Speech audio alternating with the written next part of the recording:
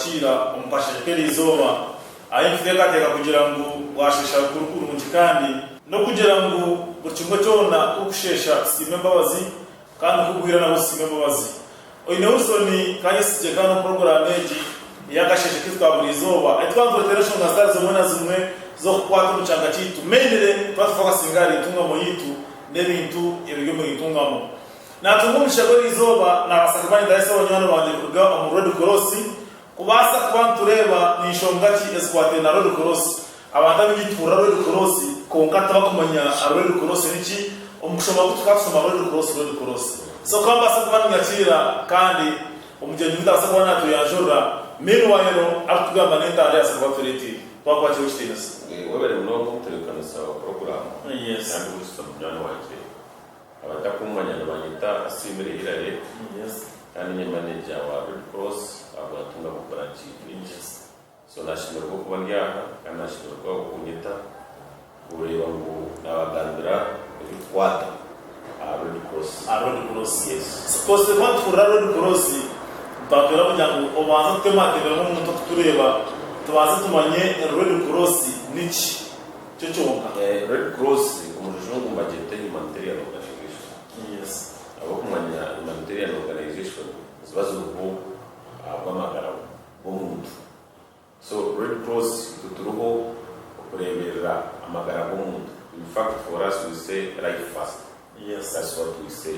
So mtureba hamwe Red Cross Ekimurinkano ekiro ekyatandikirwe kureberera amagara bomuntu garuki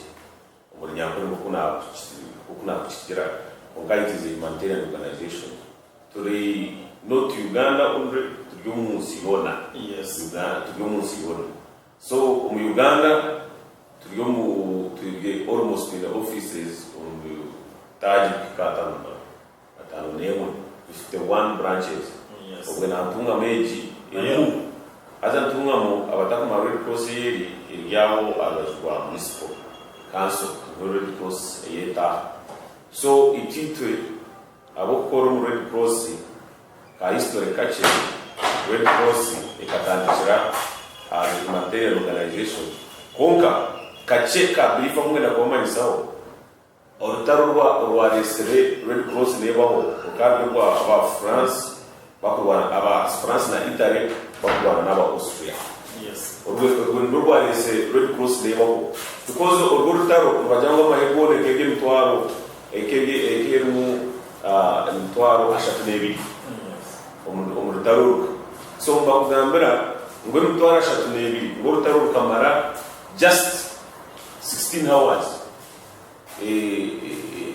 hours ningashi eshayi kuna mukamba kungamba kugira ngo rutaro abantu 40 people abantu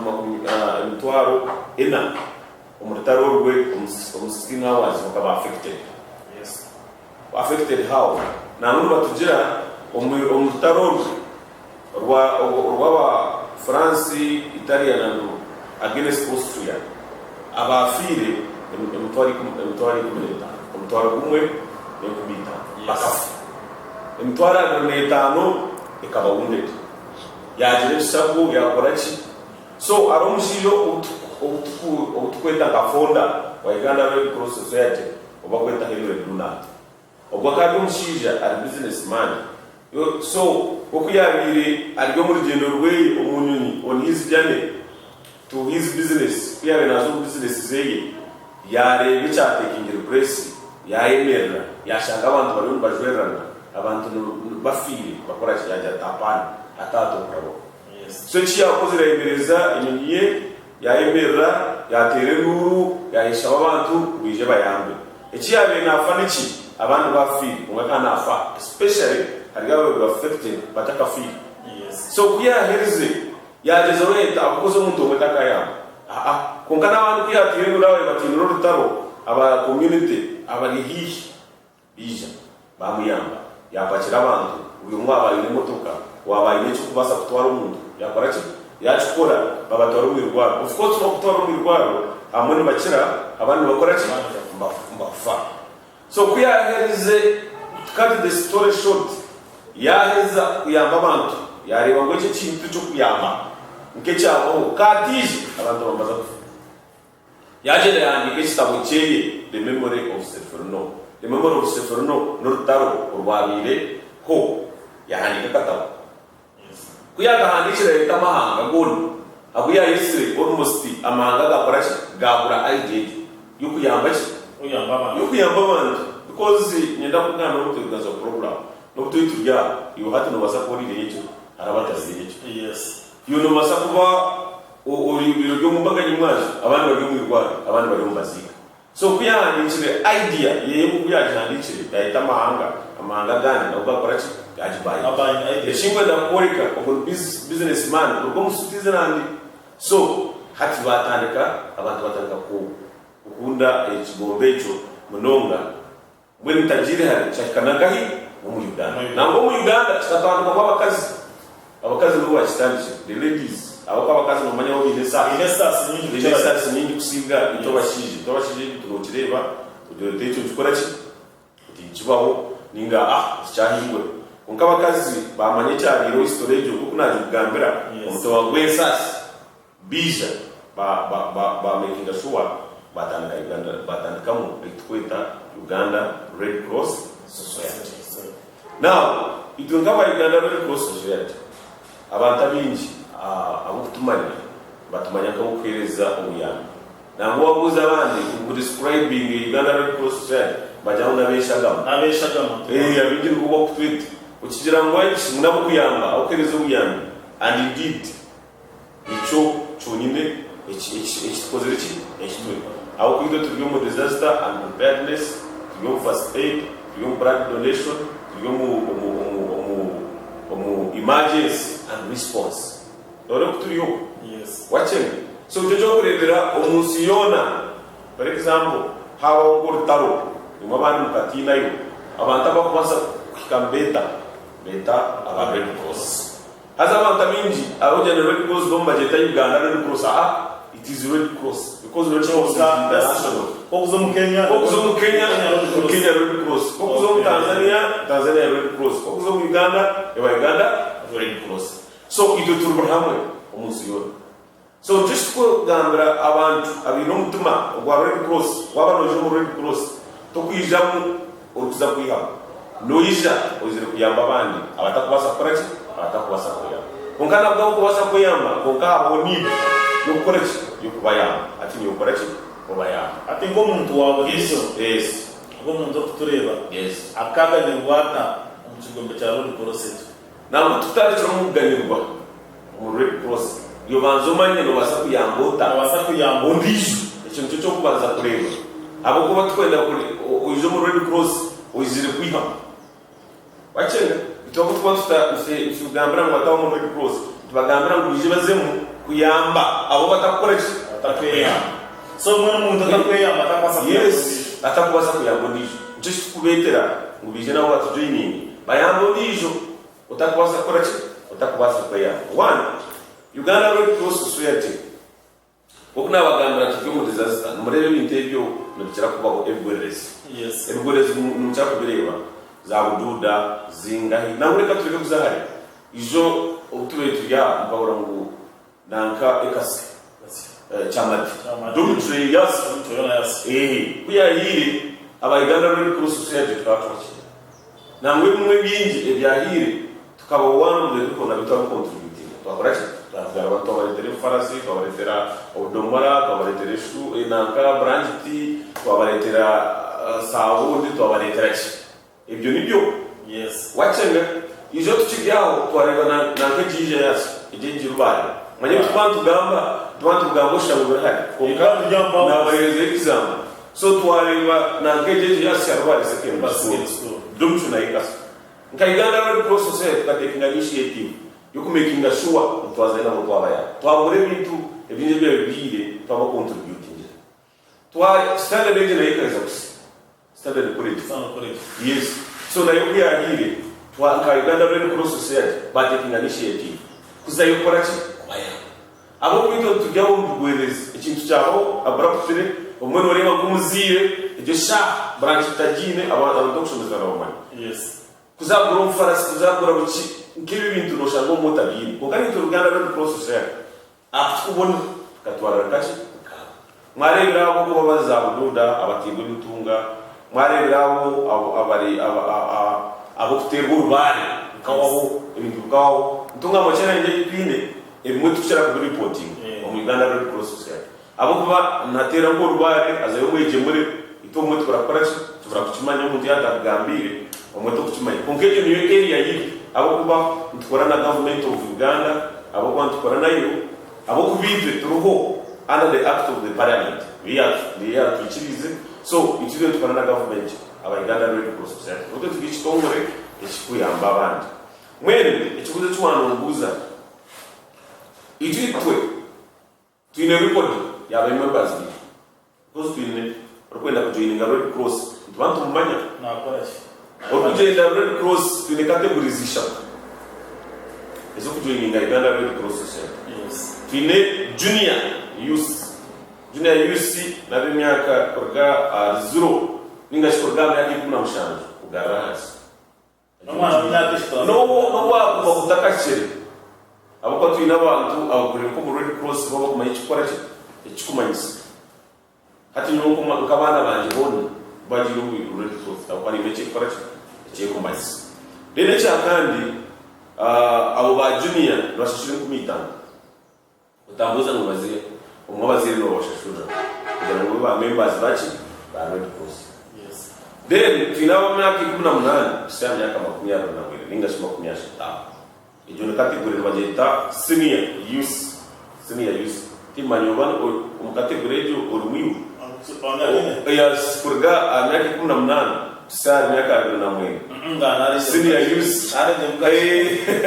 ato ko senior youth na shashura mtwale wa member wa then twina bakweta adults na shashura za kutujoininga na shashura mtwaleta akona inshango aho no shango wa adults imyaka so idonasha tu garani yes so ko kuba member wa Red Cross hatiwe over one of the people aba contributing amagaragabani bantu agota kumanya yes by the way wasatu bano contributing gawe konguta kama uno contributing gachi so accountability yesente ezizumwasha sura nzozo abakozi nzozo maybe tukugura nzozo ho abandi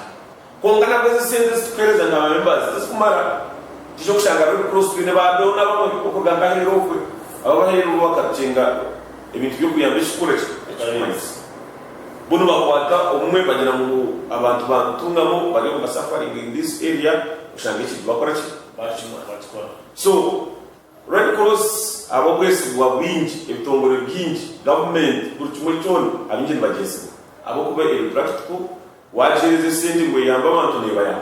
bitari nke bindi byo kuribo mu babatende yayerebera ho fast yes then membership page the expiring after 1 year what amazing never expire kungati kwecho ndishayo kwa kwezi chindire hata wana releze kumita na releze enkumibiri wana releze mtwale na releze kumita wana releze mtwale na releze chi na releze mtwale bachenga hata ngo tukujira hata mbona nimboroza yes eje mtwale tanina hereza yes umbwiroge ningashi yes nyo ko umuntu wazereza yes abana manya ngo Africa ndabona aho fuwe no juro obeno yihaye yes twakuza obo umuntu waheze mu mtwale tanina ngumitaneze yes bwanyuma y'umwaka naza kubaganyira benkaye hakuja kubona bano Burundi abantu bizu bano nti hakuja kubona gayi ku Mercedes ati kakubuzo mwana muri so yes no ina bo bone bizu ninga zako bone bizu ano ndakuna hem twale tano ejakristi paka kumbire ubaka yes sije kubatwa dia ninga kwa no ketini kongano ba bero yangu nyoko muntu wa burisho ayo Mercedes ati na nakugambi it is a humanitarian organization you know that kuyamba abantu na muni wo muni operation kuyamba kungana benefits zone nyingi ako once I will give an example of myself yes kajoining a Red Cross ndio msilia 5 senior 5 ni am leadership skills bakampoka president yes na zo senior 6 na za university bakampoka wa president like wa advice nyonko munyetu ba nzini na jingichu istunga cha Red Cross na international na national figure abakaka kumamu alaini then kuna herize afterwards nija na chairperson wa district stage use na baninge na jiridi asa nini kueleza rudima kuna rigao na wa manager wa Red Cross njawa leo strategy plan 51 branches but 51 branches ile ba managers ina bakoza correct agokora abonba need ba members bachi ba Red Cross twine no manya empunje nyingi zona ebe kora mujona ba need twine headquarter ya Red Cross hi group na employing over 200,000 people headquarter ejutemero yes ejunani ko kaja staka mkati hati wono wasakujo inyingo kuja mwezi zoba tuiham Okumanya wajakochi aje for example kitu wa Ntungamo tunomushamba mani mingana Red Cross society itiro twine ambulance ya emergency ya Red Cross tima wao wajileo no jileo ona wamanyeleche kwa just no ambiose da munitwara barwire unka nyabantu cyo nyishonga abajama tunakotegereza amashugwa Red Cross abantu Red Cross mu Ntungamo ra offices zanyu ngo umuntu wa urijo Red Cross that's why abantu mu Ntungamo twire kugereza bwongo twada kwakire miyaga ubwiro bwa wire imwe cya bashakate mu miyaga cyona cyane bahandikira bane MP bandikira ba ungatwa informinga Red Cross kujya kutuba kumenya ndashiraje yani so tingo manya atiya nangu the first thing is to have kagamba imyeji muri kajireba ananka yawo yes TV ya modern kajireba so nka trying though it was late nka trying kuzai na handika na kwa kuchumwe paperwork ukimwe no matoka kwataje akujana kijareti ile bwawire konka I tried to write kageza unahandika so ni expecting a report it was period to kama yaba yawo kajechi aparachi echiakora echakani Red Cross na ambulance iba chile Ntungamo one ne yamsha yes ndio mwana wasabu because iwo wine stage utapozichi utazi na mwani nchira konkai tunekora emergency ikigambo emergency she describing in tomo nyakole someone kichawa how now chaho now so ya ha tekwenda ngojo warware ati omushuija akapuchinga basa kwara yes na mwene to echamani eshukoro na accidents because accident is an emergency which you cannot prepare for it anytime it can come so a joke emergency na example ya accident yitu kora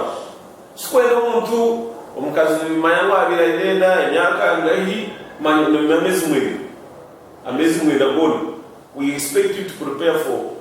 9 months because no yakwana mo za kora za kuzara ungana abantu binyi mambe ndabajikoze atukora simana kuzara no simukano prepare ngakuja ngubwire bwakika uzomwirwa konga chabaho ukabura no kuzara kumukali ukazara kama that is an emergency yes wachenga ejono tweet ungatwenda urumka uprepare ndio mkazi wabo ukazo katera Red Cross waje korechi ekuyamba obo wajitwara iworike ari umuntu wabona accident ari kati umuntu nabasa kufa kandi iwe watwara ambulance kozerechi korechi echakandi emergency icyo mutereze noreba eshakweta first aid ntereza first aid a first aid kugimento ya casualty before taking to the what hospital na mwenito wale twakuiha mwanya twakuteka omwirwara batwakoma kongataka kutwira mwirwara itoba kukoroma ambulance harimo abasha bar training harimo bar drivers bar training ukanduringa umuntu ukozerechi umuntu ubwashasha ngo wabona accident so itito takaogerezera mwirwara ngagenda bakukandurira by the time wakukumwirwara nushanga ibindi bakozerechi barakozere then twakusoma mwirwara twaheza we expect kugira ngo nabo bashaka bari mwirwara batandikira ninga yo tokusoma igwaro abo wanyu babemba preparing abisi ko abantu ndakoyongerayo ukahanda hare bakongerayo ibakoreki ibakubasa tuza kwirira kwendera yes twena kubasa kwetegereza tujembe nta schedule sizumukwana mukoresa ko mugure farasi ninga mugura abantu kuyamba abantu ide sente n'abantu kusport mitinga ninga mwe other source of income ekurwa mu government na kugira ebitu they are under donation. Yes. Kugira ngo it is a source, it is there. That's why you write proposals, mandika proposals, sindika warebe ekishire abantu cyakora yakora. Na government kushanga twajiro bwetabo ekare bujukiseho na ine ikoreki na ine donating. Bachenga. Yes. So twinena niwe kezo kureba ezesente zo kutwereza za membership nazo it is part of the contribution. Yechugombe koraki yechugombe kubaho abo bantu badona zabana ngambira abazungu abino gutuma gukoraki go kuyamba nabo finally bijaba kutwataraho bakoraki bayamba konke yit it is a membership organization it's a new squad membership organization it means it is funded by members ichitu abakujoyine yes when Ntungamo tunomchisha mhango aba red cross na mwe nisha abantu bingi twakamanya red cross chikoraki chikumanyisa bije batukyo kito abo kora mu red cross abo ko red cross wale twaje pozesaje njimanisa Ntungamo ne basa kubaho kandi koreki ejendeje ombisho for example ito twine wota handishije ngamemba mandise chugombe nimbani leo mwine ngombe biji ubabile ngombe konkane ngombe na nemba andikwa under red cross okandike chugombe mu red cross ne mtwaro ikumi. Then twinese kweta links ndamashomero for example ka modern institute yaba nenda ko yandikisa nkayo ne handisa nka link ya red cross ejo ne shingi zingahi shingi emtwareka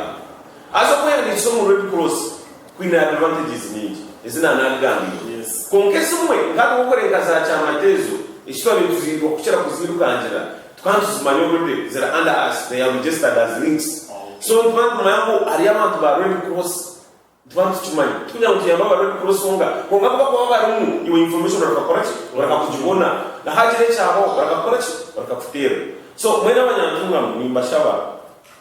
kankereze chuta kumanya Ntungamo mwabo ogwi ntutusinje membership recruitment abantu bija bakajoin because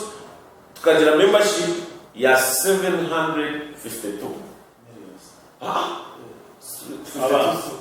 okay 752 abantu abajoininge umwaka gumu so ekirabe echo kurukutinga abantu mu Uganda yona njo twashifite ka best branch echo twagarika twakora end ya pate kwa appreciating abantu abakora na headquarter bijabo ukajireba abantu omukoro bamani twakora ikintu echo now to go areas of the now training about first aid because it red cross why training a red cross it want to enda ko yege chwa kweta first aid haboko kuba ambulance ndio wajuru itaka shiro mu community ashemukari abantu abayumba treating abantu machengo because waza kulinda mu ambulance ikeyo atutine yo team eba yateganisa njo kore mu Uganda na tune volunteers abo kuyamba na field sub counties town councils tino kugira ntwera abantu mu joining wala mu ambassadors tujire mu ambassadors so iteta wadera ambulance for example pour Ntungamo tube twatire simu twatire volunteer abe yakirego kwarakyo abe nakoraho ambulance koreki ekyo ekoreki batwara kunkai tukakukiza ngo nkoreho otine skills za first aid. Okay, so yobule mabada TV kandi twine hera rekando manager wa Red Cross mu Ntungamo yaro ngabye bya muheru minu waruko urukungurudinga na problem z'umugine mu service ya Red Cross cost mutingana tungyo mu yonga we have some challenges so mugabo bya muheru minu waruko bya challenges z'umugine. Challenges is a man of expectations abantu Ekitongore yitagomba kugenda mu byinshi kabiri abantu tabinji twakucenga red cross wa wachigambe okweli that's a suggestion pound yes kandi kandi abantu buta joininga kuyamba abandi abantu abinji kuko wagamba mbenda kubayambe bayambo atakwenda kora kuyamba tubakutubasa ekyakandi aba bantu abatweta abahango kuba kujoininga Uganda Red Cross Society bakateka witafanya bakafandingamu abasa kushanga tunga meji yaba yamani ekyakandi nenda kubebaza aba Modern TV okutosinga kandi na kwata message kugira ngo izahanda hero abo kubesha kitongore icyo cya Red Cross n'ekitongore cy'amani mu Uganda yona omunsi yona waba member wa Red Cross Ntungamo no waba member wa Red Cross Siyona so nutaba member wa Red Cross Ntungamo yetu yo eshitukora Ntungamo abambara nicyo bakora eshitukora abambara ababusheni abakabare abakisoro twena dukora ikintu chumwe therefore why is membership ya wa tukereza card aro card twena bwo twine card bakujenga Red Cross iyo korika kandi tukabyamusya hati ntukozesa online harishwa kwita VMS Red Cross waza mutogwe ukateka ngo gataho VMS Red Cross bakuletera ibintu byingi register you want to be a volunteer like that then you choosing abo cyo gukora cyo kwenda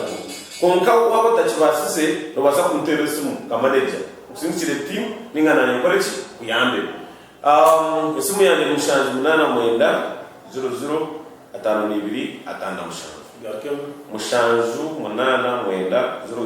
52 atanda mushanju ejo ni WhatsApp number wajitera ni kuyamba ya ambulance toll free number because our ambulance is a toll free number whereby wajitera bakuyamba it's toll free number tia Ntungamo yo no ya Uganda yo eyo kuborubona notera ambulance kubiri ni bakora ni bakusindiche so abantu abanye machibara mu ne Ntungamo konka watere ina millions za kuhereze konka no jitera habo ikizu utakajitera ngo kajibipi ngo ajikora iki no because you have to stand by ne para 24 hours kandi basomere 0800 211 088 kandi nakemo 088 no 0800 211 088 ejo habo images by the way kan gambiro ndugasa program nyenda muri abantu kuvuga abantu aboda batunga kabenji because it is very bingi tukubonerwa asimu it is very bingi mu transportation no kuwa yawo no kuwa mkwata ejo ambulance in class B buri kimwe cyona cyumu no zabaza aho tute no cyakubaki so otaka every young you want to join ambulance you because actually in the bingi every young ambulance no mu goro takakora ki otaka bishanga hati ka batemeka sa amuteka program tuyamba abantu Ntungamo tuyamba abantu ba Uganda bari kutwara amatabo bari kutwara abantu omunga bakozese resources za Red Cross kandi abandi tubashaba abanyantungamo muje tujoininge Red Cross ni nakusima kwenda kusima bona lebo Steven Tashobya abakwana we chairman wa board wetu na board wa Red Cross ya Ntungamo kandi we national treasurer wa Red Cross mu Uganda yone